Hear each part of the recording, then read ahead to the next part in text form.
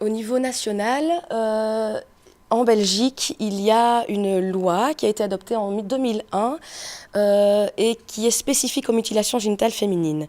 Donc c'est l'article 409 du Code pénal qui prévoit que quiconque aura pratiqué, facilité ou favorisé toute forme de mutilation des organes génitaux d'une personne de sexe féminin ou tenté de le faire avec ou sans son consentement sera puni d'un emprisonnement de 3 à 5 ans. Alors, on peut voir que le champ d'application de cette disposition est assez large puisque il s'agit donc ici des personnes qui auraient pratiqué, facilité ou favorisé.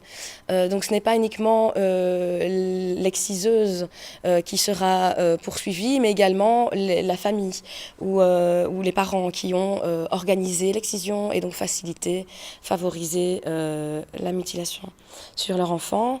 Il y a également, il faut savoir que si une femme souhaite être excisée ou infibulée, eh bien la personne qui l'aura pratiquée pourra être poursuivie. Donc c'est avec ou sans le consentement de la femme. Et là, il y a la précision également qu'il s'agit bien des mutilations génitales féminines. Donc il s'agit uniquement de l'excision sur les femmes. Alors, il y a également des dispositions, des circonstances aggravantes à cette disposition. Donc, les peines seront d'emprisonnement pourront aller de 5 à 7 ans si l'excision est exercée sur une personne mineure et alors si les séquelles sont graves et notamment si l'excision a été pratiquée dans un but de lucre, ou encore s'il y a une certaine dépendance entre l'auteur et la victime. Donc c'est une certaine autorité. Donc notamment le médecin, les parents, etc. Les peines peuvent être plus importantes. Alors je vous expliquais qu'en Belgique, il n'y a pas encore eu de poursuite sur base de cette loi, contrairement à la France qui a connu une quarantaine de procès déjà sur les dispositions qui ont été invoquées, c'était les dispositions générales du droit pénal concernant donc, les coups et blessures volontaires. Et dans ce cas-ci, notamment avec des circonstances aggravantes, notamment la perte d'un organe et une mutilation. Donc, ce qui permet donc c'est vrai que la disposition pénale, l'article 409 du Code pénal en Belgique, est un instrument de prévention.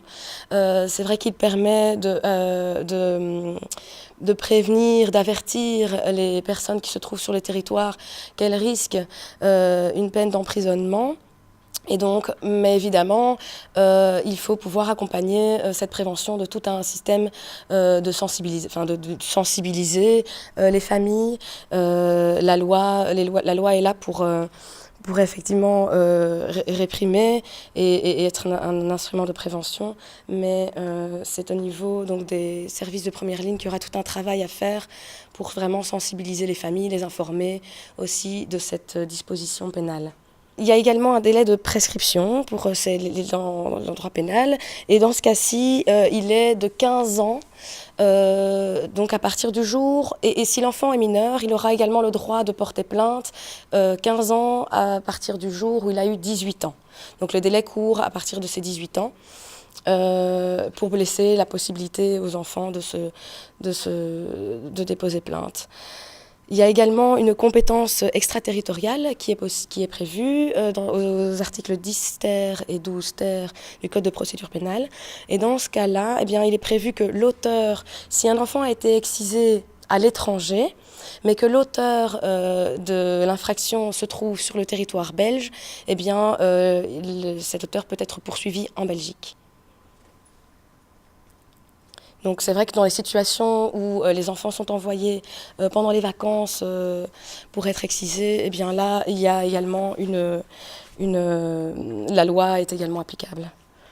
Il y a déjà la question du tabou, le fait que les mutilations génitales ne sont pas, sont un sujet qui même au sein des communautés reste tabou. Évidemment, pour une femme ou une personne aller porter plainte contre un membre de sa famille, ça ne se fait pas. Comme expliquait Fabienne, c'est difficile. Il y a une pression sociale, familiale et de la communauté en Belgique qui est très forte.